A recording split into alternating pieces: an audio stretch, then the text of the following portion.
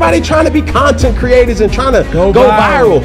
You want to go viral? Okay, you want to go viral. Let's go viral then. Say let. Let go.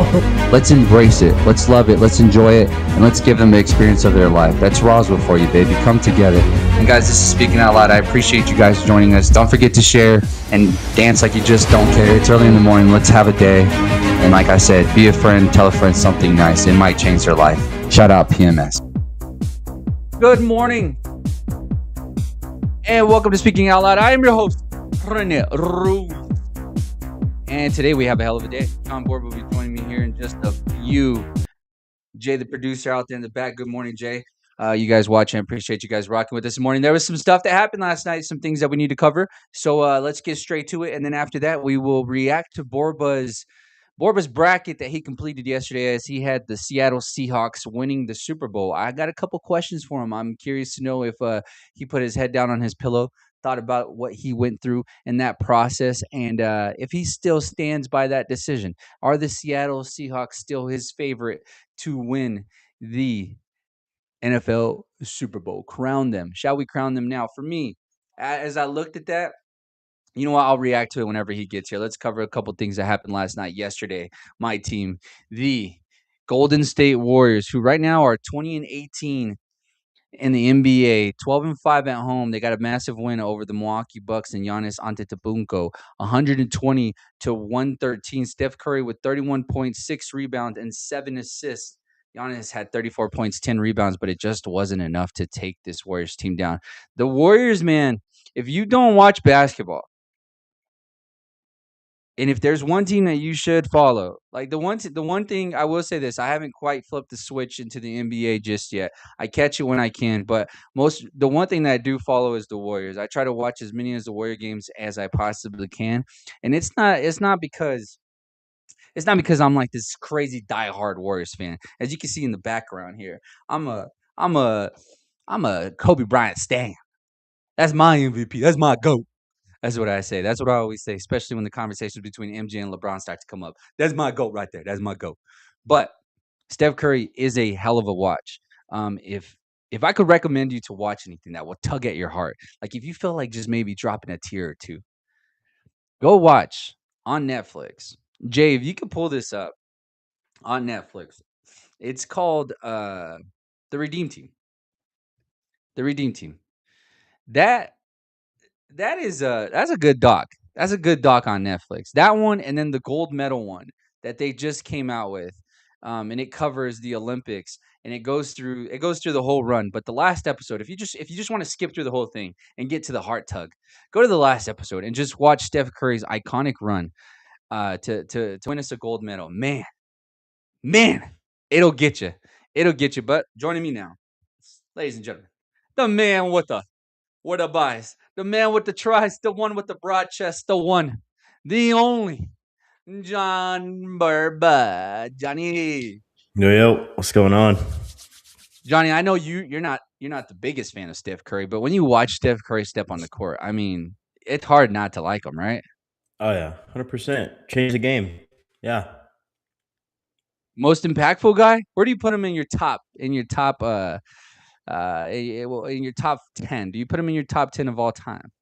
I think he squeaks in there. Like I would put him about 8 through 10, 8, 9, 10 in that area.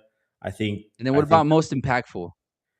Most impactful, he's got to be for sure. I think top 5 in terms of what he did for the game. For sure, top 3 or 4, maybe even. Yeah. Okay. I think you could debate about the other guys. I like that. Let me just show you this little clip here, JB, of Steph Curry in this game last night, and then we can move on here because this is just this is lead by 7 at a good time. The game in Milwaukee was incredibly frustrating. This is my goodness. Look, you're just setting it up, bro. This is taking me back to the Olympics here. Step back. Yak him. Oh man, I gotta go watch this guy live, bro, before it's too late. I gotta go watch him live before it's too late. I got to watch Kobe Bryant before he retired. I watched him in Houston, dropped 37. Him and James Harden had a hell of a battle. But the one thing that I got out of that whenever I walked out of that stadium was, man, why didn't I not go watch this guy at his peak? I had no excuse. God at the time had blessed me, put me in a very good situation to where I could have went and seen the GOAT and in his peak, and I didn't. One of my biggest regrets. One of my biggest regrets. R.I.P. to my GOAT, Kobe Bryant, man. Oh, what Kobe, bro? Have you seen? I was just talking about before you jumped on. I was talking about the Redeem Team. That's the Kobe Bryant documentary. Oh, have Yeah. you seen it? But if you Yeah. go watch the gold medal one, and I'm not Jay, if you can find it on Netflix, man, bro, that one. Have you watched it yet? They kind of just play back. They go through the whole Olympic run for the Team USA. The Redeem Team? No. The A the, new the one? Redeem Team's I'm talking about the new one. It's called Mm, damn. Jay, no. pull it up for us here in a second. Anyways, that was a good game last night. Yesterday, also, Dallas Stars got a massive victory. So shout out to the Stars back in the W column. If you go follow my sister on TikTok, she's making this blanket following the Dallas Stars season. It's actually incredible, JB. You should go check it out. It's at Cielo Salinas. I believe that's what it is. At Cielo Salinas on TikTok. She's making a blanket for every win, loss, and tie that happens for the Dallas Stars. It's green, black, and white. And 82 games in hockey. Not sure if you're aware of that. 82 games, long season, and blanket's looking pretty sharp. I like it, man. You're gonna have to check it out. I'll share it to our page so that way all you guys can see it. But shout out to my little sister, who's also always one of those that it's throws his on. So shout out to her, JB. But other news, man, I hate to say this news, bro, but it's happening. It's not looking very good out there in Kansas City. Yesterday, some reports came out that Chiefs acknowledged Wednesday that they are aware of domestic violence allegations made by a woman who is the ex-girlfriend of Rashee Rice. The team said it's in communication with the league and will have no additional comments at this time, JB. I'm not sure if you've seen this. It's not a great scene, man. It's not a Yeah. great scene. This is reported by Dove Kleiman, Rashee's ex-girlfriend. Dakota Nicole has accused him of 8 years of domestic abuse, alleging ongoing violence, including while she was pregnant. Nicholas posted 14 horrifying photos as proof of her allegations on Rice. The NFL will investigate this matter. And I hate to put light to this, man. She posted this on Instagram. Like, this is gross. This is gross. The last time we seen something like this, it was Buddy in the Elevator. What was also last name Rice, if I remember correctly. Ray Rice. Yeah, what a bum. What a bum, man. Keep your hands to yourself, bro. Keep your hands to yourself. I hope Rashee, if this is real, allegedly, Rashee Rice needs to get punched in the mouth by somebody, bro. What a punk, bro. What a punk. I know you don't even want to comment on it, bro, but it's all good. But this is the kind of stuff that we got to get out of the NFL, and this is the things that where I think Roger Goodell is going to have to step in and really have to lay down the hammer. We see this happen a little too many times, and sometimes it seems like the NFL just kind of bats an eye to it. But I think this is a perfect situation to set the standard going forward. And if it's getting Buddy out of the league, it is what it is, bro. Your decisions face consequences in life. Whenever you make a decision, what does it have right behind it? It has a consequence, regardless of whether it's a good one or a bad one. There's a consequence that comes with it. And in this case, if this is real, get this bum out the league, bro. Get this bum out the league. But hey, am I jumping the gun? Maybe we gotta let the story play out, because we have seen situations where allegations are made and they end up being false. But if this is true, get this bum out the league, bro. Get this bum out the league. Those pictures are horrifying, bro. It's gross. But damn, talk about putting a damper on the show early in the morning at 6:40, huh, JB? Why you want to start God off? damn.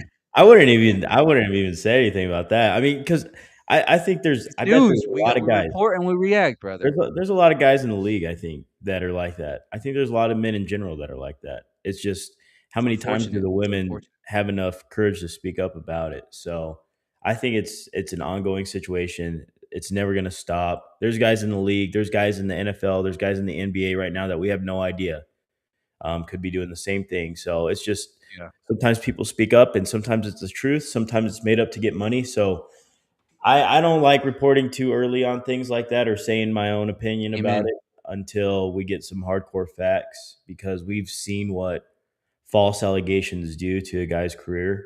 So Like that's look at me right now, overreacting to something that we don't necessarily know just yet. It just So in this matter, bro, the only difference in this matter than others is, I mean, dang, it's hard to deny what I just showed. You know what I right. mean? Now, who's the one who actually caused that?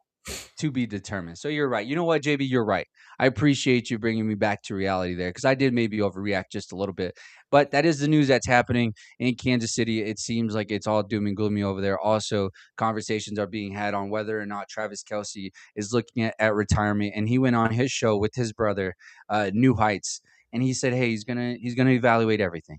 He's gonna see how his body holds up, and here in the next coming weeks, he will talk with his close friends, his family and whatnot, and he will decide whether or not he will continue to move forward with his NFL career. So good luck to Travis Kelce, and good luck to the Chiefs. They got a lot of things they got to work on right now, and that includes maybe packing up that offensive line for Patrick Mahomes, so that way Buddy's not running for his life next year. I think that's probably the one thing that the Chiefs want to focus on, is how can they improve their teams. But right now, being in the headlines for this news is not the greatest thing in the world. But JB, who cares?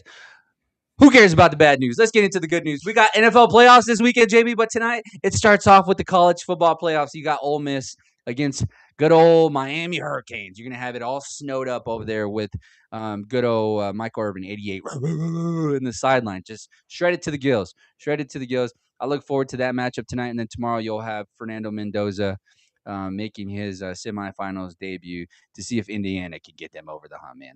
I'm looking forward to that game as well. And then Saturday, guess what? NFL football. Here we go, baby. We got the Rams versus the Panthers. JB, before we get into these matchups and make our picks, yesterday you kind of filled out your bracket. You said it was official, but then you slowly said, it's not official just yet. Maybe I'll come back to it and change my mind. I don't want to ask you about every pick that you made, because we'll cover that next week after we react to the games that happened. But you had Seattle Seahawks win the Super Bowl. Are we going to back up? Beep, beep. Are we going to come back to reality? It's kind of We a changed risky pick. who we think is going to win. It's kind of a risky pick, but ultimately, the playoffs go through Seattle, and I think if they can make the NFC Championship, it depends who their matchup is. I really do think they can beat the Eagles if the Eagles play them. The Rams, for me, they could have easily got swept this year. Yeah, I think most of us can agree on that. That's the hard pick. If they see the Rams again, I would take the Rams over them. But I think the Rams got to get through the Eagles, obviously, first. If the Rams can get through the Eagles, make it to the NFC Championship, then we got a rematch. Rams versus Seahawks. The Rams 100% can win that game in Seattle. They're familiar with the team. They know how Darnold plays. They've owned Darnold the past couple years. And that last game that we saw, a few things had to go on their side, Seattle side, to pull that victory off. And Darnold just took advantage of the moment. I said that. He had the opportunity in overtime, took advantage of it, and they won the game. So it's for me, it's between Seattle and the Rams. But I'm still gonna go with Seattle. Like, I might be wrong, but hey, I'm still gonna go with it. Might as well. I'll just write it out. I'll write it out. I like it. Now let me follow you. You being so indecisive, I think that kind of just shows exactly where the NFL is right now, because everything is Sure. kind of a No toss up clue. right now. Every matchup that you look at, you look at the Bears and Packers, and you're like, wow, maybe the Packers can get one. But then you look at the other side, and you're like, man, Caleb Williams in the fourth quarter, if he can just get 3 more quarters together, what can that team look like? All of a sudden, you might see a blowout. Then you got the Bills and Jags, and you're like, it's Josh Allen. And then you think he don't have nobody else to help him, but it's Josh Allen. Then you look at the Jags, and you're like, oh my goodness, this team can get to the Super Bowl. But can Yeah. they? They haven't really been in this situation. This team has came from nothing to what they are right now. And then you look at the Eagles, and it's like, they've been saving it for the playoffs. They've been saving it for the playoffs, but have they? Then you look at the Niners, and they're kind of like the Cinderella story. They're the hottest offense in the league right now, whatnot. But then last week happened, and you're like, is that going to repeat itself? And then we just could go on the list there, JP. But But I do like the indecisiveness because it kind of just shows exactly where all of our heads are, I think, going into this playoff season. But JB, let me ask you this before we move on here. I asked you at the end of the show yesterday, but you didn't really get to elaborate on it. If Sam Darnold wins the Super Bowl for the Seattle Seahawks, not even him being the reason they win it, but just him holding that thing up, the Lombardi Trophy, like I'm Sam Darnold, right?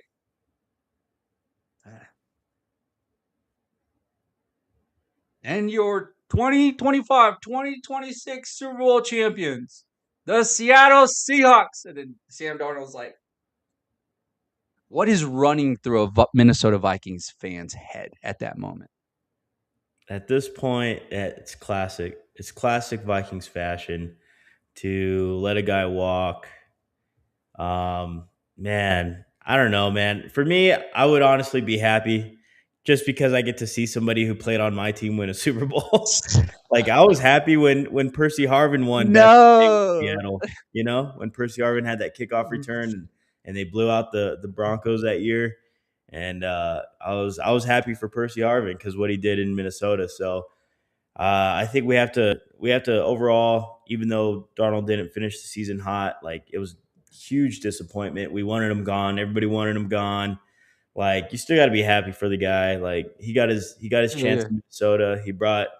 I watched him play live. Like it was a fun season. That was probably one of the funnest seasons I've watched as a Viking fan, you know? So I can't even hate on it, you know? Yeah. Getting a lot of slack. Thank you, Darnold. That's what you're saying. Thank you, Darnold. Congratulations. Yeah, It's okay, JB. I would just be like, you know it's what? a tough one to answer. It just sucks because it's the quarterback. Like typically, like how you said, Percy Harvin. Like when it's a skilled player, you're just like, all right, he needed that. But like with Darnold, it's just like, damn, we really went out there and chose JJ McCarthy. And there's been past shows where I've talked about how much we screwed up. Did I not? Like I've already. Oh yeah. I'm not saying you haven't back to the- acknowledged it. Go back to the I just previous want- episodes. I just want to know what like. Let's just say Dak leaves. If Dak leaves the Cowboys, right? That's a different situation. I think I would actually be happy for Dak, but it's not because they didn't pick him. You know, like it's just a different situation.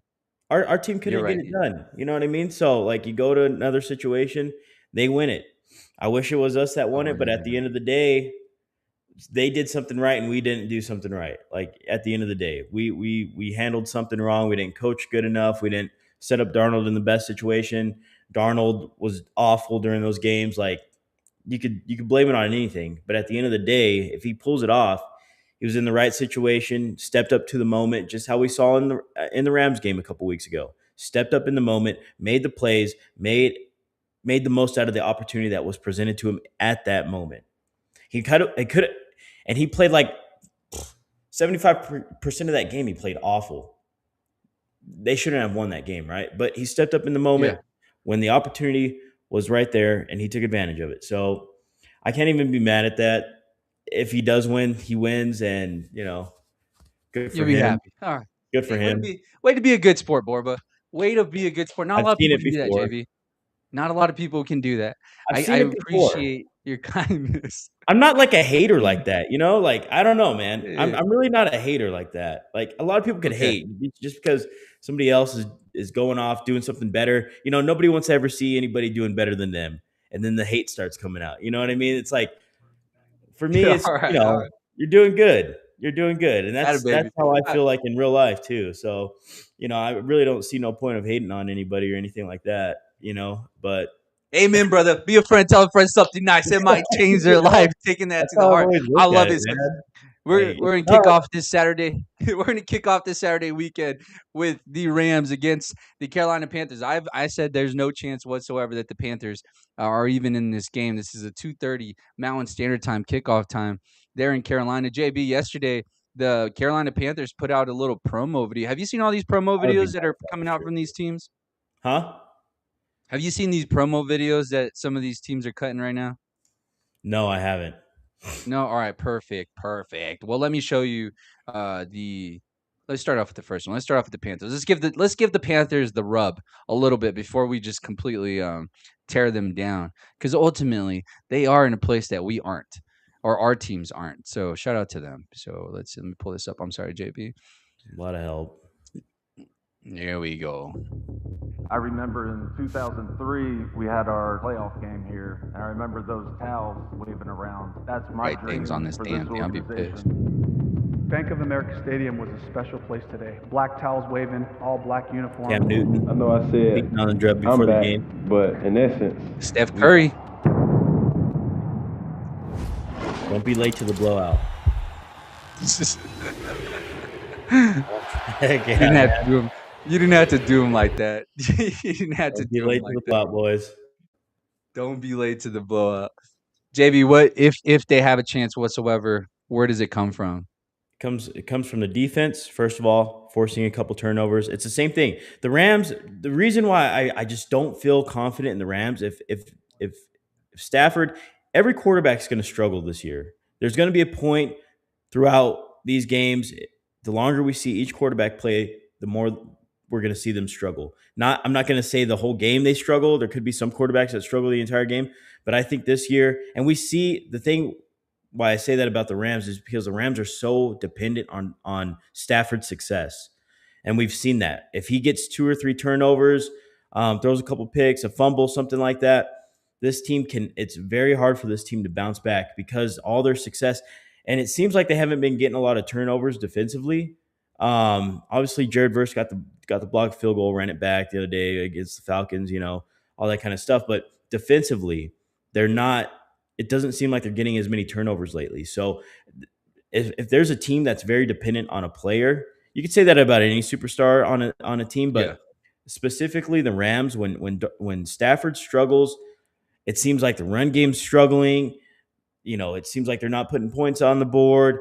I think they're just very dependent on Stafford's success. So if he is having a rough game, throwing a couple turnovers, and it's going to depend when you throw these turnovers. Like if you're on your side if you're on the enemy territory about to score, maybe in the red zone, and you throw a pick, I mean that's game changing. That's points that are immediately off the board. Now, if you throw something, midfield, whatever, the other team goes 3 and out. I don't know. But I just think in the NFL, especially playoff football, these turnovers, everything is very situational, and it's timing, and it's when these moments happen that can win a game. If you have a chance to have points on the board and you have a turnover, that it costs you guys at least 3 points. At least 3 points. Yeah. And that's something that it's hard because it feels like the possessions are dwindled down just a little bit in the playoffs. There's a little bit more time management. The game is just a little bit more safe in a sense, not safe, but it's, you know what I mean? It's slowed down a little bit. It's still fast, but it's slowed down at the same time.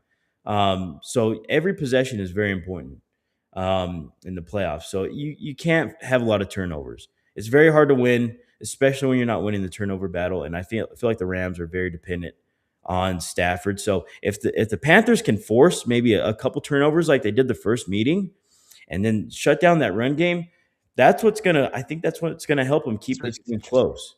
Like they match up. The crazy thing is we all expect this game to be a blowout. Joke of the weekend, 100%.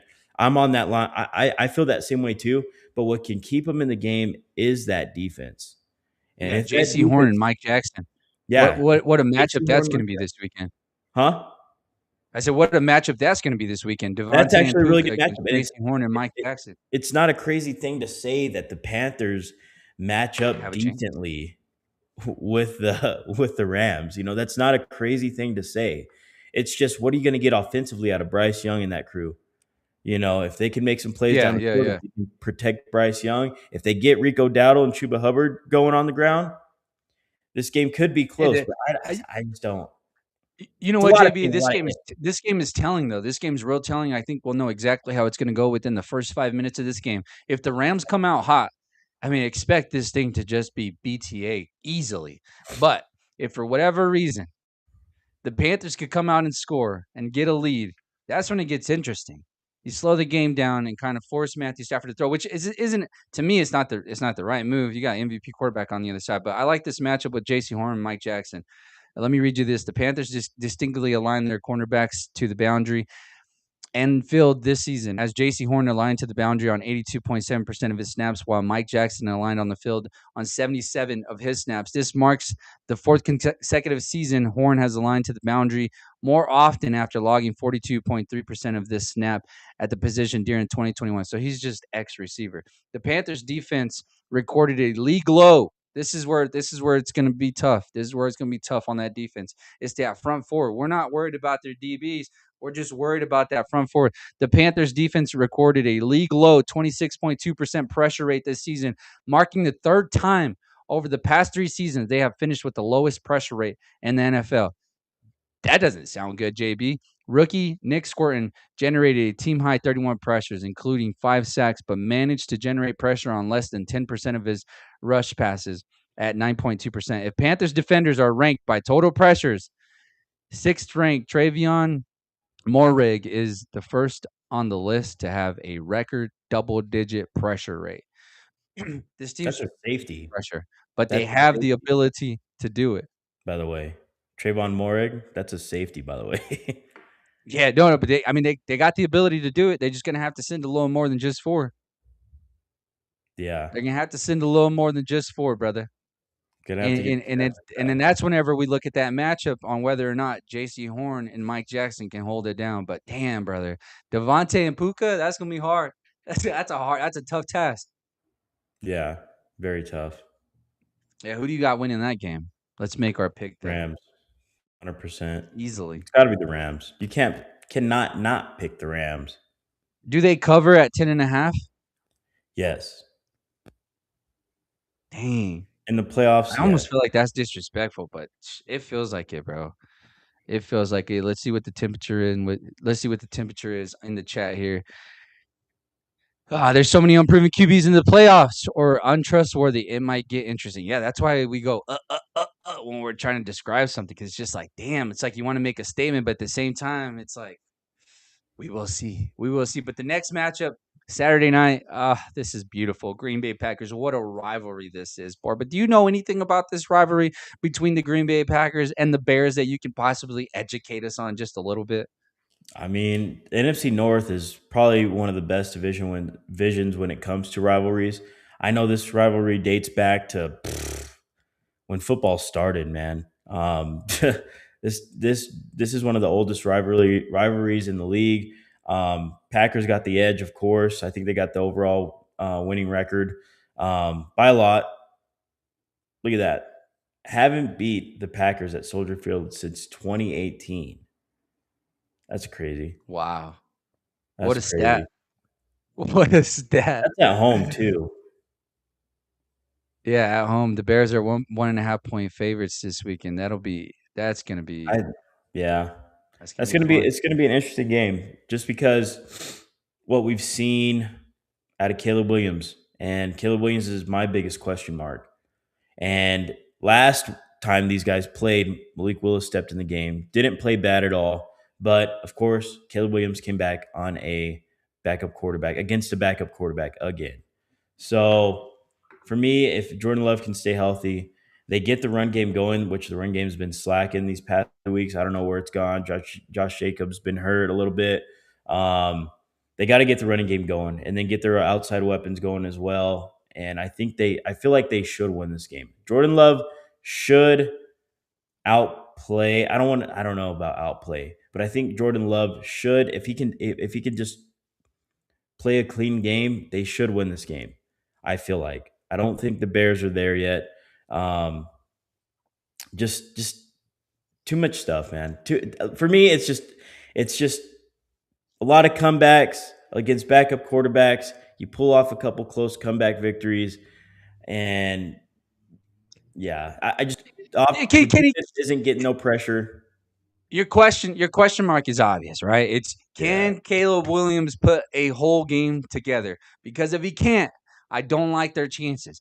If Caleb Williams only decides to show up in the fourth quarter, I don't think this Bears team can get it done. When I look at the roster, when I look at the Packers, they have the offense to be able to beat this Bears team. I mean, we're looking at Christian Watson, who has spread the field since he's came back from his ACL injury, which most players, it takes at least about a year, is what it seems like at least, right?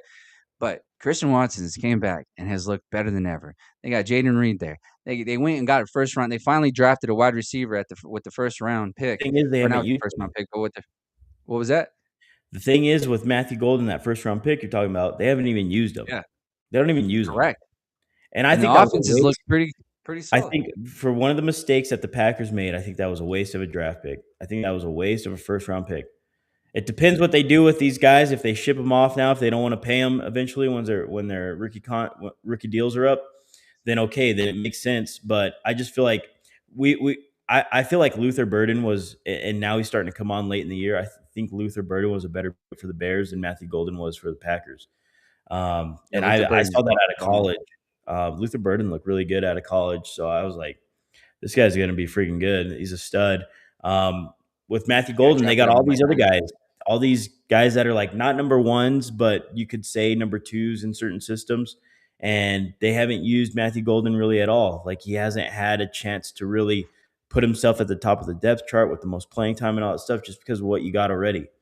So I don't Yeah, understand that pick, especially if you're not that pick using it yet. that pick was made because I don't think the expectations from Christian Watson have been what he's been doing as of late, but because of how injury prone he's been, you almost have to look forward to the future. You almost got to find his replacement. But the Packers this season went on and extended Christian Watson, and he has only Yeah. delivered. But let's look at what Ben Johnson has to say and what his mentality is heading into the playoffs this weekend. Those guys after the game, we're mentally prepared to play for 5 more weeks. How do you do that? You go out and you win the first one. Meetings, walkthrough, short week, opponent that we know, and we're going to get ready for this one. And we're going to go all out for this game. Just like I told those guys after the game, we're mentally prepared to play for 5 more weeks. How do you do that? You go out. Well, how do you do that? You go out and win this weekend, JB. You go out and win this weekend.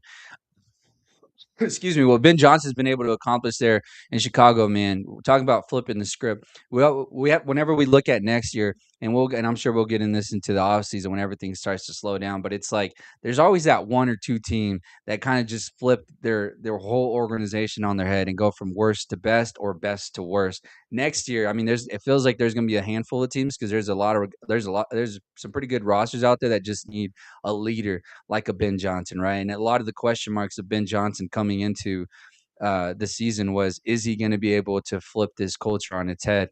And I mean, from his post or from his press conference, from when he entered the building to where he is now, I mean, bro, this you could just see the confidence in bro. I mean, if we look back at remember when we went into their locker room and he ripped off the shirt and we realized how shredded Ben Johnson is and got the juices flowing over there. I mean, if you're a Bears fan, put yourself in a Bears fan's head for just a second. Like how excited are you about this team, regardless of if they win or not in this Saturday against the Green Bay Packers? Future's bright. Future's bright. When you bring in a culture changer like that, and it was evident upon the first couple weeks, like you can see when you bring in the right guy what that does. A Mike Vrabel for New England. Like when you bring in culture changers, guys that just walk in the room and change that room immediately. That's when you know you got a good hire. Um, so I think the best. I think the best Bears football is still yet to come. I think they're kind of far away from that. I think they need a few more pieces. I know Max Crosby's kind of floating around as an edge rusher. They've been talking about Imagine that a that. little bit. I've seen that on a um, couple platforms. So I think that, and of course, you need to see Caleb progress. Like my thing with Caleb is, yeah, we see the spectacular plays, we see the escapability, the play extension. He clocked over 20 miles an hour 5 times this year, which is like fourth in the league best. And he was all up there with running backs. You saw Jahmyr Gibbs like one above him. Like he does all that. It's just you need to see more consistency out of Caleb Williams when it comes to making the simple plays, quick throw, accuracy, all that stuff needs to tie together, which at this point, since we've already seen this much improvement, why can't that happen? Unless that's like he's got the lowest completion percentage in the league. Like there's like 3 guys that are lower, but they're all 57%. He's got a 57.8, I think, completion percentage, which is right there as the worst of the worst. It doesn't get any lower than 57. So if he can raise that up to about like a 63, even for his type of play style, that means that you're completing these easier passes. Not everything needs to be a home run play outside of the pocket, throwing across your body, this and that, 40 yards down the field. You got to make the easy plays. And when the run game straight off the dome, JB, shout out to you on that stat. It's 58.1%, right on there. That's pulling that straight out the dome. I like that. It might have gone up this past game because I know it was a 57.8 or something like that. It was a high 57 percentage, which still like it's top bottom like 4 or 5 in the league. So for me, what helps pad these stats a little bit? I don't want to say stat padding, but you got to complete the quick passes, the short passes, 5 yards, 10 yards, 3-yard passes, the yak catches that you catch and run. That's one thing that Caleb Williams has to do better on if we want to see the next level of his game. So I think that's what they're going to work on a lot next year, and we just got to see if it plays out.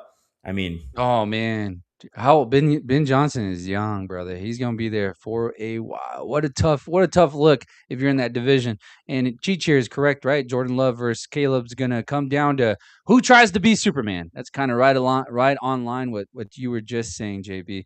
Take what the defense gives you. Not everything has to be a heroic throw. JB, can I read you a couple fun stats on this game here? That's when you say yes. Yes. All right, cool. Appreciate you, brother.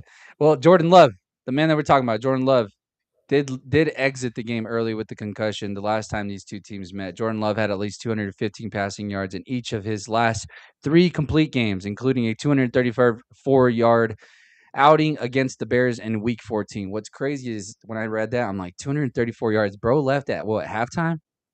He was cooking them already, right? Yeah, he's cooking.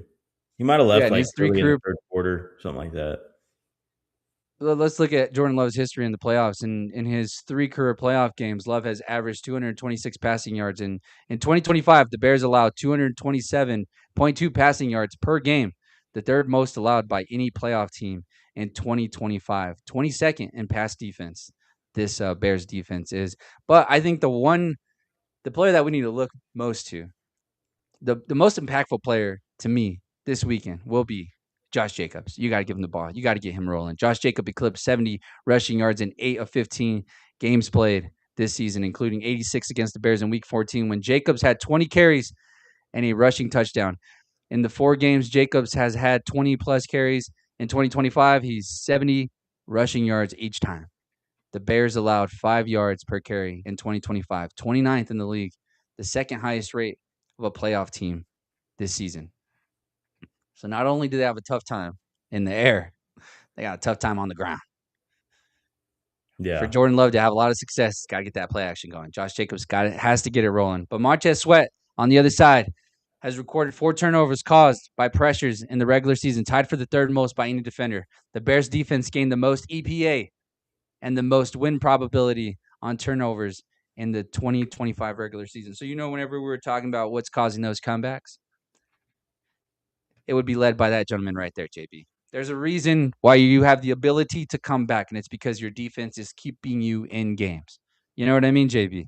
And that's exactly what they need from the Chicago Bears defense this weekend. But I think ultimately, I still think that the Packers have the better roster on paper, regardless of the injuries.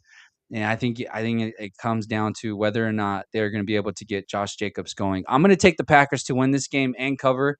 It just fit. The way the weather's playing out, it's supposed to be cold. It's supposed to be snowing just a little bit. The wind is supposed to be around 10 to 12 miles per hour. I think that actually favors the Packers. But where do you sit after gathering that information right there? Who is going to win this game and por qué? Por qué meaning why? For me, I think there's a lot of pressure. Like, I don't think there's much pressure on the Bears, which is like a good thing for them. I think that there's more pressure on Jordan Love. and what he's done in the playoffs. You pay this guy a lot, hasn't really, got you where you needed to be.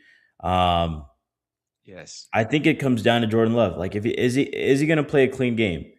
And I think if Jordan Love and that run game can get going to where he doesn't need to be Superman and all that kind of stuff, if he doesn't have to do that, then I think this team can win. Now, when Caleb's behind, that's when he starts to try to turn into Superman and try to do too much. So if Packers feel like if the Packers can get control of this game and take a lead, I think they can force Caleb Williams to at least make one big mistake that could cost him. So I think whatever quarterback is the one that makes the mistake, you're going to lose. And both of these guys can make mistakes. It could be a game filled with mistakes. Like, I don't know. Of course, Caleb Williams does not Just be turn an the ball ugly over. game. He doesn't turn the ball over too much. Like, he's got only a handful of interceptions this year, but he will try to force things when things aren't going his way. We saw that last week in Detroit, trying to make a big play, a big splash play where they could take the lead, throws an interception. So if you can put enough pressure on Caleb Williams, I think he'll give you one. He might be able to give you one, or just make a boneheaded play. The accuracy might not be there. There's a lot of more things that I feel uncertain about Caleb Williams than Jordan Love. Jordan Love, we got a pretty good sample size of what he can do, what he can't do, where he's not strongest at. For me, it's two average quarterbacks for me when it's all said and done. When you talk about consistency, that's why these quarterbacks are average. Yeah, you can say all this that you want about Caleb Williams. Oh yeah, he's generational talent, transcendent talent, blah blah. Okay, we haven't seen it all come together. Like, I don't want to hear these comebacks. I'm tired of hearing the comebacks and the comments when people are roasting me in the like, dude came back against like 4 backup quarterbacks, man. I don't want to hear it. And then one of his comebacks, which makes like a 5th comeback, was it 3 handoffs. Like, I don't want to hear it no more. I don't want to hear it no more. Like, go out and put 4 quarters together. How about that? Don't talk to me about comeback. Baby, you're right. Set your team up for success from the beginning, from the first quarter. Start fast. And then I think for the Packers, if you could just take control of the game. For the Packers, you got to do your best defensively to also keep Caleb Williams in the pocket, because I think that's where you'll have your most success. When you start chasing, like, I honestly think the reason why I know this was in the Broncos game, but when Micah Parsons hurt himself, I think it was because there was so much duress, like chasing this guy around, Bo Nix, when he was kind of coming back, against the Packers and all that. I think if you're chasing around Caleb Williams, it puts so much stress on your defense. Like, that's where Caleb Williams could kill you at certain moments of the game, especially the big moments. So you gotta control Caleb Williams in the pocket. If you can do that, I think you have a great chance of winning the game.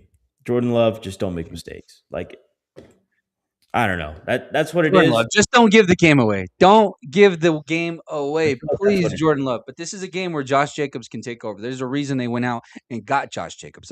You got to get that running back on track. Traded him. You got to get him back on track. That running game's got to get back, because it's been lacking these couple weeks. And I can understand why. Maybe a little bit of injuries. Jordan Love was hurt a little bit. I mean, Josh Jacobs was hurt a little bit. Last game didn't mean nothing, of course. So you got to get the running game going. If you can get the running game going, control the pace of the game offensively, I think everything else will fit. Yeah, for sure. I agree with you there 100%. I'm going to take the Packers. Who are you taking? Take the Packers. It'll be close. Take the Packers. It'll be close. Over under 45 points. Yeah, I can see it be like 27-24, something like that. Yeah, honestly, I kind of like the under here. I do think that these two teams are going to settle down and try to run the ball. You got DeAndre Swift on the other side for the Chicago Bears. I like Josh Jacobs better in that matchup. I know he's been hurt a little bit throughout the year, but you can't finish the season with 2 losses and assume that momentum throughout the season is going to carry you into the playoffs. I don't like the way that the Bears ended the season, like especially against a division rival. They had the chance to come back and came up short. And I think that's a perfect example of what their season has been. You know what I mean? Eventually that luck is going to run out. And I think it ran out last week, or I think it ran out the week before whenever they had that shootout with San Francisco, which was fun. You got to watch live and whatnot, right? Had a blast out there, had a good time with the San Francisco folks and the Chicago Bears fans. But the luck started to run out right there. And then they played Detroit, and it's like, whoa, maybe momentum has shifted. So the Green Bay Packers at 9-7-1, the 7th team in the NFC, have a chance to go down to Chicago and upset the Bears. I don't know if it's considered an upset, but I would consider it one, especially because of all the injuries that the Green Bay Packers have. I don't want to give them any excuses whatsoever, because ultimately, at the end of the day, there's one position that matters the most, and that would be the quarterback position. And we have to judge it with the price tag that's attached to him. So Jordan Love's getting paid like a top 5 quarterback, isn't he? Last time I checked, I believe so. So we expect you to perform like a top 5 quarterback. And against this roster, a second-year quarterback on the other side of you, you better outperform him. That's for sure, Jordan Love. If not, oh my goodness, the questions in Green Bay are going to get loud, especially because I dove into a couple chats up in Green Bay, a couple folks that follow the Green Bay Packers. And it seems like the fan base, that whole Malik thing is kind of up in the air. And I think if Jordan Love goes out there and just has a bad game, and it's because of him, the noise is going to get loud during the offseason, JB. But I didn't hear you correct. Who's winning? I'm gonna go with the Packers. Packers, I got it, big. think it's close, but I another thing is too, like, Bears are coming off a 2-game skid. The Packers have lost 4 in a row. So, first of all, Yeah, last 2 games. let's just make a disclaimer though, real quick. I don't think either of these teams are contenders. I think if Micah Parsons was still on the field, Packers aren't a contender. I think this whole team is overhyped from the very beginning of that trade, to be 100% honest. And at this point, Okay. like, depending on what the Cowboys do in this offseason, I would honestly think the Cowboys might win this trade when it's all said and done. So I'm still not sold on the Packers. So for me, it's just Clip it. Clip yeah. it. Clip it and send it, baby. The Cowboys won the trade, is what Borba just officially announced. The Dallas Cowboys have won the Micah Parsons trade. I love it, JB. Let's move I on think to the they next will. game. You got the Buffalo Bills heading over to Jacksonville. Duval. We remember that the season started off with that interview or that press conference where their head coach, Liam Conan, goes to the podium and lets everybody know, Duval. Some folks said it was a little cringe. It might have been cringe, but nothing is cringe when you're winning. Everything seems to turn pretty cool. I mean, look at Mike McDaniels, right? And then whenever you start losing, that's whenever those things start to get pointed out. But a team in the Jacksonville Jaguars who are averaging 27.9 points a game, that's 6th in the league. Point differential of plus 138. That's 4th in the league, JB. And in close games, this team is 6-3. This team is 6-3. There hasn't been a line set, so this tells me that this is an absolute coin toss. What are your expectations from this game, JB? Who do you want to defend? Do you want to defend the Buffalo Bills, or do you want to defend the Jags in this situation? Man, as much as I would want to defend the Bills and Josh Allen, like, this is your year, you got to win this game. Like, man, what happens if they lose this game, though? You think I think 100% after this On game, McDermott. if they lose, there's going to be changes. I don't know if McDermott's gone. I think there's other changes. I don't know. I just don't know because you haven't set up Josh Allen necessarily with the best weapons around him. You got the best rusher in the league. Other than that, you got Khalil Shakir, Keon Coleman. He's healthy scratches half the year. Like, what do you have offensively besides a running game? And what do you have? Because this matchup is crazy because you're the number 1 rushing offense in the league, and you're going up against the number 1 rushing defense in the league. Mm-hmm. So that's gonna, like, you're taking away. You possibly might be able to take away the bread and butter of the Bills, and so Let me read you this. Sorry to pause you there, JB. Let me read you this real quick so that way you can go on forward with the running game. But James Cook has been held below 90 rushing yards in 7 games with more than 10 carries this season, despite averaging an NFL best 95.4 rushing yards per game. In postseason action, Cook has averaged 66.3 rushing yards on 15.1 carries. The Jaguars are allowing 68 rushing yards per game to running backs in 2025, the fewest in the NFL. Sorry, that was just to add to the comment you made about the running game there. But go ahead. So if the Jaguars come in with a good game plan to stop James Cook, then this game 100% is on Josh Allen's shoulders. you're going to have to see 3 to 4 total touchdowns. You're going to have to see 70 yards rushing on the ground. You're going to have to see everything from Josh Allen. And that's what's going to keep them in the game. I think that's what keeps them in the game ultimately. I just think that defense, they can match up very well against what the Bills are good at this year, what they're actually good at. And they got the talent. Josh Allen, Trayvon Walker coming off the edges. Those dudes can bring down Josh Allen. So for me, it's just a tough matchup, man. If he had somebody else first round, I would favor the Bills. It's hard for me to favor the Bills in this game, especially what you've seen on the Jaguars offensive side. Like now offensively, they're getting everything going. Last 8 games, Trevor Lawrence 25 total touchdowns, only 5 turnovers. 5 turnovers in total.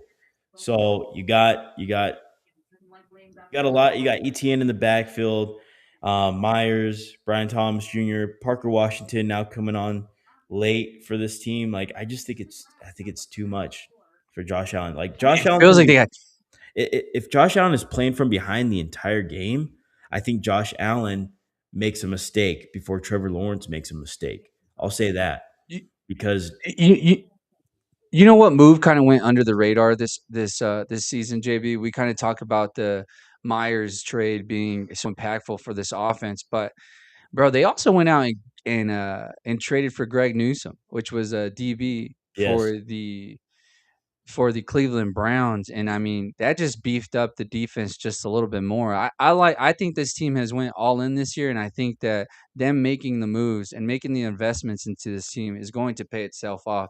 I think the only reason that we have any type of question mark whatsoever is because of the heroics that we've seen from Josh Allen.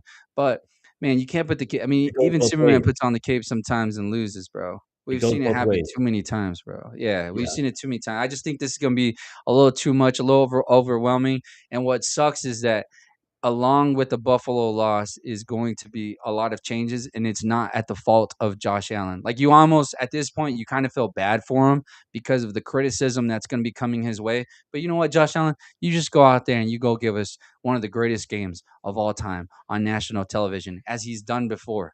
And then ultimately, at the end of the day, we're going to still be talking about the same thing. Can this guy get over the hump? Can this guy get over the hump? But it's going to come at a price tag. It's going to come at a price tag because whenever you want to be the highest paid guy, it's hard to build around you. That's part of Yeah. it. Look at Myles Garrett, right? And yeah, You're for taking sure. up the majority of the salary cap. Like, there's not enough to dish it out. And I mean, what sucks is we've seen what this team looks like whenever they do have a solid wide receiver. And what sucks is Keon Coleman, who they drafted years ago. Like, guy's been MIA. This year, they even had to bench him at some point, a healthy scratch, because he's so damn immature. It's like, grow up, bro. Grow up and go get your second contract. This is the time for you to ball. All that stuff that you went through throughout the season can be erased in this moment, this weekend on Saturday. If Keon Coleman can come out and deliver as people have expected him to do, everything can change in that kid's life, bro. But as of what he's shown us lately, that's not going to happen. And the Jags will more than likely go out there and get that win, JB. Who's winning that game? For me, I gotta pick the Jags. And this is a thing too that I want to touch on real quick. Like this, obviously, if the Bills lose this game, there's gonna be some turnover. McDermott could be fired. There's a possibility of that. So I think right now, with the coaches that are available, the coaches that are looking for a head coaching spot, this is a very, very intriguing game to them because they want to see what happens after this game. If the Bills lose, they obviously, these coaches, they know what might be, on the table for them. And this is a very good coaching spot we talk about the guys that just got fired, John Harbaugh. This could be an interesting spot for him to come into, and bring people that trust him, that can work with him offensively and defensively. You can look at Brian Flores. Brian Flores can fit with all these teams that we've been talking about. Maybe. I feel like he could. Some people say he's like the villain swollen president, but I don't that's believe neither here that. nor I there. don't believe that. That you were talking to like the Miami Dolphins, like Tua Tagovailoa, like dude, soft. Like, come on. Like these were the reports were coming from. If Josh out, like, you think he's going to feel that? You think Brian Flores is going to treat Tua the same way that he would treat Josh Allen? No, I don't think so. Like, you know what? Hopefully, Brian Flores. You know what? Actually, now that you mentioned that, I hope. You know what? You're right. You're right. You know what? He is a piece None of of these shit. teams get any hires, give any opportunity to hire Brian Flores. Let's just throw that off the table. He's too strict of a guy. He can't get along with his players. He's the Venezuelan freaking president. It's his way or no way. You know what? Let's keep that in Minnesota. We don't want you guys to experience that trauma. Okay? Let's keep him in Minnesota. Actually, now that you say that. So I love Actually, that. you are right. He's a POS. You guys are right. Hey. I like that, JB. I like that. Let's keep that theory because it's football. It's football. You want a hard coach. You want a hard-nosed coach. Like, this is the way that he wants to do it. You got to run what he wants. You think people are complaining about Mike Vrabel? He runs that's the type of guy that he is. He doesn't want nobody celebrating before they get into the end zone. This is a strict program. You're going to do what I want you to do. Like, come on. Baby. You're This is the culture. I don't want to hear This that. is Man. the culture. Hey, I'm with you, JB. I'm just reading what's out there and what's being said out there in the internet universe, brother. Yeah, amen, brother. Hey, Brian Flores, we need that in Dallas. You come on over, baby. You come on over, JB. Well, this is a fun stat here. Did you see that? Buffalo Bills. You see that interview? 0-8 on the road since 1993. What interview? Jerry Jones with Shoddy and those guys. When they talk asked, about throwing Buddy under the bus. When they asked if he was going to let Schottenheimer help make the decision on the defensive coordinator, and Jerry Jones said, "No, like Trump said, I'm the Venezuelan. I'm gonna run Venezuela. I'm Trump or something like that. Like that's how he's treating the Cowboys. That was his quote, you know. But yeah, and then he followed it by saying that Shoddy had everything to do. Here, actually, I have it right here. Let me pull it. I think he meant by that, like, yes, he gave Schottenheimer the, ultimately the say, if he wanted to hire this guy, and he agreed. Schottenheimer's like, yeah, bring him in. He's a good, bring him in. I think Schottenheimer had a say in it. I think he's just joking because he knows what his narrative is. Like, I hate to say it, but Jerry Jones might be starting to be likable. Jerry Jones might be starting to get likable. Will Schottenheimer get to hire his own? Oh, what is this? Crazy, dude. Trump just said it. I'm running Venezuela. Seriously. Seriously, though. Seriously. Shoddy had everything to do with hiring Matt Eberflus last time, and that's not done as a negative. But had no way in the world he's here if Shoddy didn't want him here. Okay, let me be real clear about that. And he can tell you in his own words there, no way in the world if Stephen didn't want him here. But I particularly had a party when we got him. He particularly had a party when they got him. Yo, what is going on right now? Sorry, JB, my laptop is tripping right now. But yeah, brother, I agree with you. I think Jerry Jones is becoming more and more likable. I think he's right. He had to make a tough decision for the organization, but ultimately, it feels like it's going to play out as it should. And that all comes down to what he does this offseason, JB. As I said the other day, whenever we got the news that they did fire Matt Eberflus, that's progress. And we saw the moves that they did make late. It was a little too late for the Cowboys to make a run, but if we go out and make a splash move, if you go on and listen to that interview, he says he's going all in. He don't have too many years left in his life, and I hope that he takes that and he means it. Give us what we want, even if they don't succeed, JB. At least Jerry Jones can go down into the grave saying that he tried absolutely everything to try to get this team to win a championship. Because ultimately, at the end of the day, you can go and spend all the money you want, but if you don't bring in the right players, sometimes you just don't win. Sometimes you just don't win. And a lot of people will say, is Dak the right guy to be in that position? To be determined. But JB, let's move on to the next game. Wait, did you say Bills or Jags? You said Jags, right?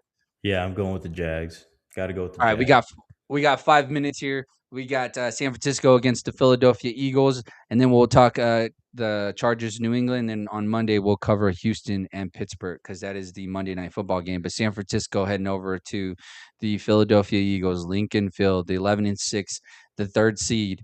Philadelphia Eagles, JB, how are we feeling about Jalen Hurts? Are we excited about Buddy? I think with everything that's transpired throughout the season through Philly, I think, man, I hate that they have this matchup in the first round. I mean, it's a good thing for San Francisco because if there's a team that can knock off Philly in the first round, San Francisco can do it 100%. But I just think San Francisco's too beat up. So for me, for Philly, like, does the run game get going this week? Do you get these Just explosive in-game plays get with it AJ going. Brown, with Devontae Smith? Do you get those explosive plays down the field? I think Jalen Hurts. Like I said, I've been saying it. He's not going to give you too much. He's not going to give you not enough. He's going to give you what's needed to win the game. And I think if they can control this game, if the defense can make this somewhat hard for the 49ers to score points, because the 49ers offense has been pretty solid. Like, they've been pretty good. And you could say besides that Seahawks, like, they were going to turn it into a game. It was 10-3. That throw to the sideline, McCaffrey, where it bounced off his hands and it got picked off. That was a momentum changer. Like, 49ers could have won that game if they score right there.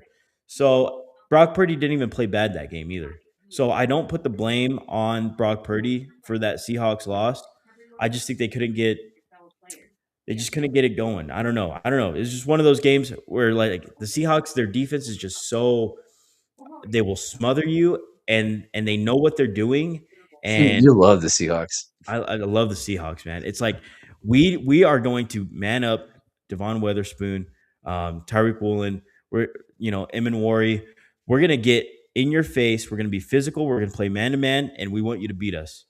And we know what we're doing. Do you guys know what you're doing? Do you guys have enough confidence to beat us? Like, are you guys going to hit us in the mouth and beat us? Are you going to be more physical than us and beat us? And I just don't, like, man, that's why the Seahawks are so tough, man. Seahawks are tough. I think they can. You love the Seahawks. We're talking about Eagles and Niners. I know.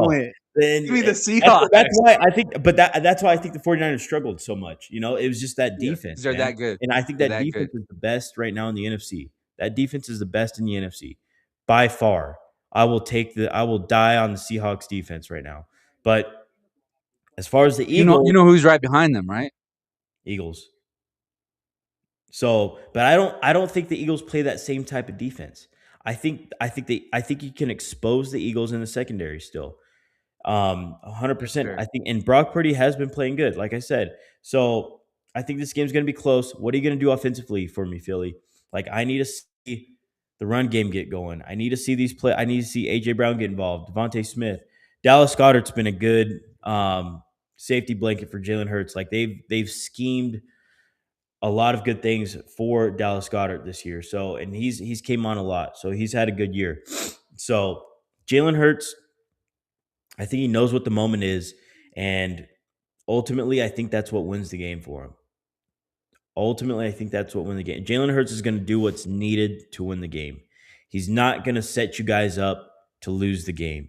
That's what I will say. And when it comes to consistency, all we've been talking about is consistency this year when it comes to the playoff pool. I think when it comes to consistency, you're looking at two of the more consistent quarterbacks in the league. So this is what makes this matchup really good. I just, like, for me, last week, sitting the Eagles starters, like, you had a chance to be the 2 seed. Like, I would love to be. This might come and bite them in the butt. If they lose this, bro, Nick Sirianni's seat is kind of hot. That's what I'm saying. I think that's a massive, massive decision. And Nick Sirianni kind of falls under that rah-rah guy, right? Like we talked about yesterday, where when he's lost his offensive coordinator, he does have a down year, or his offense and defensive coordinator, he does have a down year. And then look at what's happening this year. They asked him if he was going to take over play calling. He said no. And the offense hasn't looked to have really improved much. But like you said, maybe they're a bend but don't break offense. Just they're smart, right? They're allowing their defense to go out there and win them games as they should. But to give Brock Purdy, let's talk about Brock Purdy a little bit. Brock Purdy threw 9 of his 10 total interceptions when targeting and breaking routes this season, the second most in the NFL, fewer than only Geno Smith at 10. Despite this volume of interceptions, Purdy has completed 72.6% of his passes when targeting and breaking routes, the sixth highest rate in the NFL. Hit or miss, that's what it sounds like. Purdy, 39.8%, and teammate Mac Jones, 41.2%, have targeted in breaking routes at the second highest rate among qualified quarterbacks, respectively. The Eagles' defense allowed a league low 51.9% completion percentage when defending in breaking routes this season, the lowest rate allowed by any defense in a season during the next-gen stat era since 2016. Wow. Oh, man. Crazy, like the Hit or little miss. things like that, their matchup. Like this is a good, like little things like that determine the matchup. Like, you know what I mean? And the thing is with those in breaking routes, they can be kind of risky because you got to throw it over the hook curl where the linebackers kind of drop back if they're in zone. You got to throw it underneath the safety. So there's a window. And there's timing. And of course, you got to rely on the wide receiver to get a little bit of separation on that dig. Yeah. You saw that, right? You saw that move. It was so quick. Yeah, I like that. I don't know if I didn't know if you saw it, so I had to pull it out again. But Yeah, appreciate it. it's a risky throw, but it's a good throw too because it opens up Yeah. the edges of the field too. You know, the sideline, the boundary throws. So I don't know, man. This is a like Who's winning? The one team I wouldn't want to play, the one coach I wouldn't want to play in the first round is Kyle Shanahan. Just Yep. because Kyle Shanahan's going to know what the weakness and the strengths of your defense are. And you think he doesn't have a game plan for that? 100%. I think they're going to come in with a good game plan. They might even start off quick. They might even start off with the lead. So like this game, I think this game is another one that's going to go down to the fourth quarter. I think 100%. I like it. Man. If it's a close game, I kind of favor the Niners. I think the Eagles need to go out there and give it to them. The Niners are hurt. The Niners are so hurt right now. As of right now, Trent Williams didn't practice yesterday. Man. He still hasn't practiced with a hamstring injury. That to me is telling. If Trent Williams plays, I think the Niners have a chance. If he don't play, let's just chalk it up to an L. Honestly, that's how impactful that left side is. And it's Trent Williams. It's not just a regular left tackle. It's Trent Williams, one of the best of all time, one of the best in the league ever. They need him. That's the only way they can get. That's the only way they can win is if they can run the ball, and Trent Williams can protect Brock Purdy. I think you talk about, you know, if the 49ers have the ball late, like if it's a close game, you think they could pull it off. Well, this is where the Eagles excel. Like this is what Jalen Hurts does. Like I said, the moment is never too big for Jalen Williams. He's gonna do what's needed to win the game. And if it's a close game, Hurts. I put more money on Philly because they've done it all the way to the Super Bowl. They've won the Super Bowl. Amen. Doing it that way. Yep. Jalen Hurts has made the plays at the biggest moments, and he's got those guys involved. You know, on a fourth down, on a third and long. Like I feel more comfortable taking Jalen Hurts because I've seen it before. Like, have we not seen it out of Brock Purdy? Yes, we have a little bit here and there, but for me, I feel way more comfortable. If Jalen Hurts has the ball in his hands in the fourth quarter with a chance to win the game, I think I would go with Jalen Hurts over Brock Purdy for sure right now. Okay. I like that. So you're going to go with Philadelphia Eagles to win that? I am. I'm going to go with – I think it's going to be a close game. I think the Philly wins it because they're at home. Like, I think you got to give it advantage to Philly because they're at home. And for me, the 49ers just too hurt. So I think – too hurt. The injuries might catch up. And if you let the Eagles just get a groove offensively, they're going to put up points over and over and over. It's just, can Philly get that groove? You know, it's going to be interesting how the pace of this game goes. Like, is it going to be kind of a low scoring game, more defensive game because Philly's having a hard time offensively and like Philly's got a good defense, so they're kind of shutting down the 49ers a little bit? Or is it going to be kind of a shootout? Like, is there not going to be so much defense? I think you can do that against Philly. I think you can score points against Philly. And I think the 49ers can expose the weaknesses of that defense. It's going to be fun. It's going to be fun. All right, let's go with our last one. Sunday Night Football, you got the Chargers versus New England Patriots. Drake May looking as hot as ever. Another team that's going through some rough injuries. The Chargers, the offensive line, we've talked about it all year for at least the last 7-8 weeks. Justin Herbert's kind of been running for his life. But when you make the amount of money that Buddy's making, sometimes you just can't use those excuses. You can't use those excuses. Their defense is playing pretty well, so they're going to be able to keep them in the game. But what do you expect from this game, JB? Ultimately, I expect the Patriots to win the game. It's just, what is Justin Herbert gonna do for me? Like you talk about a Superman performance, like what we've been kind of talking about. He's gonna have to do that to keep this team in the game. Now, I think he does keep him in the game to a sense, but I just ultimately, I think the Patriots offense is going to get going. I think the run game has been coming on strong lately, especially with the more playtime of Travion Henderson. Like he's an explosive runner. Like if he gets a crease, he's going to take it to the house. So if New England can get the running game going, obviously I think when you play better opponents, you use your superstars more, and that's, if you've noticed this year, that's what the Patriots have done. They've gotten Diggs heavily involved in the game plan against good teams, and I think Diggs can still do it, and I think he can still put up a good stat line against this Chargers defense. So I think if you get the running game going, you hit Diggs, you use Diggs in the game plan, get him involved a lot. That's going to help you offensively, and then defensively, chaos. You want to be chaotic for Justin Herbert. You don't want him to allow him to get comfortable in the pocket. You don't want that offensive line to be comfortable, because this is your perfect chance to take advantage of it. You got all these backups in, all these injuries on the offensive line. Like, you got to come out chaotic. You got to be aggressive defensively, and Make it ugly. And maybe throw a couple turnovers. Got to be effective on third down. Put this team in third and long situations, and I think you'll win. For me, Who's winning this game? For me, it's New England. A lot of people are like picking Chargers in an upset, but I don't think it's going to be an upset. I really don't. The only thing is, it's obviously the schedule, and then it's his second year, so it's not proven, so on and so forth. But it does feel like this is the healthiest. New England might be the healthiest team coming into the playoff. Excuse me. But I'm going to go with the Patriots as well, just to confirm. You're going Patriots? Yep. Hell yeah. Let's have the greatest weekend of our lives, guys. We'll see you guys on Monday for Overreaction Monday, where we react to all the games that happened over the weekend. Also, we'll be covering the Steelers and the Houston Texans game. Oh my gosh, we're so high on the Houston Texans. Can they get it done, or will Aaron Rodgers overcome age and be able to get a win for the Pittsburgh Steelers? But we'll be back on Monday. Overreaction Monday, 6:30 Mountain Standard Time. Don't forget, we have a phone line that you can use, 575-808-9307. I appreciate you guys rocking with us every day, Monday through Thursday. JB, thanks for joining me all week. You've had a hell of a week, brother. Thank you for your energy, man. Shout out JB. Sure. Yes, Jay, welcome back. Appreciate you, Jay. Out there in the back, Jay, the producer. Thank you, brother. And thank you guys for listening to us, joining us idiots that just enjoy talking sports. We'll be back Monday.